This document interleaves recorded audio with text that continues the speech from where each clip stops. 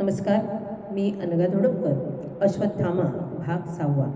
रुद्र पुढे सांगू लागले, तुझ्या मस्तकावरचा मणी कापल्यानं वेदनेची आणि रक्ताची प्रचंड चिळकांडी मस्तकात उठली आणि आजही 5000 वर्ष त्या जखमेचा दाह व भळबळ कायम आहे.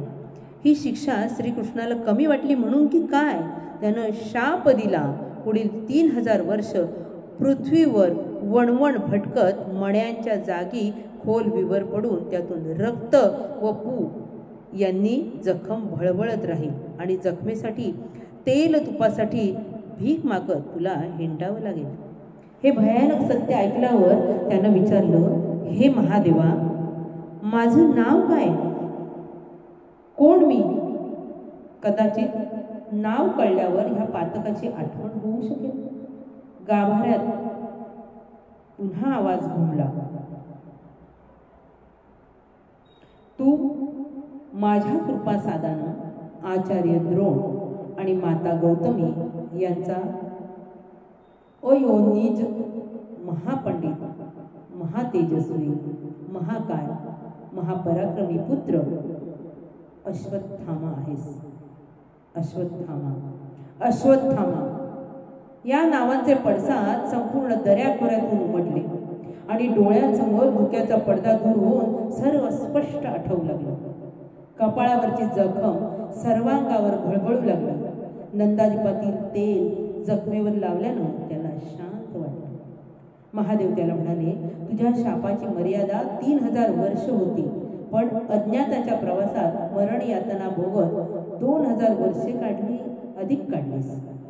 श्रीकृष्ण आपलं वचन कधीच विसरत नाही. त्याला शरण जा, तोच तुला शापमुक्त करेल.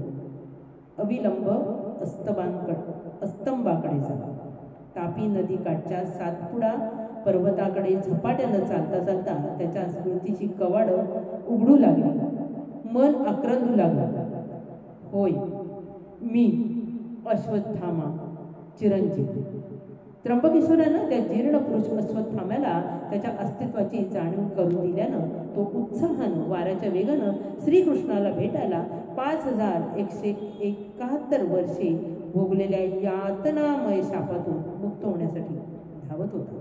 धावता धावता 5000 वर्षांपूर्वीच्या स्मृती महामुनी व्यासांनी दिलेल्या दिव्य दृष्टीनं, दिव्य शक्तीनं घडलेली प्रत्येक घटना पाहू शकत होता.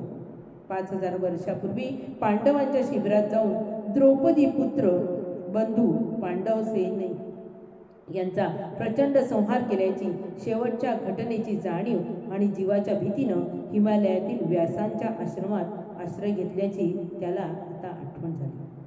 श्रीकृष्ण, भीम, अर्जुन, युधिष्ठिर, नकुल, सहदेव आणि यादववीर सात्यकी भयानक क्रोधानं अश्वत्थामाकडे झेपावलेले पाहून तो विलक्षण घाबरला व अविचारानं परम अस्त्राचं ब्रह्मशिरस अस्त्र सोडलं. अश्वत्थाम्याच्या ब्रह्मास्त्राला नामोहरम निवारण करण्यासाठी कृष्णाच्या आज्ञेनं अर्जुनाने ब्रह्मास्त्र सोडले.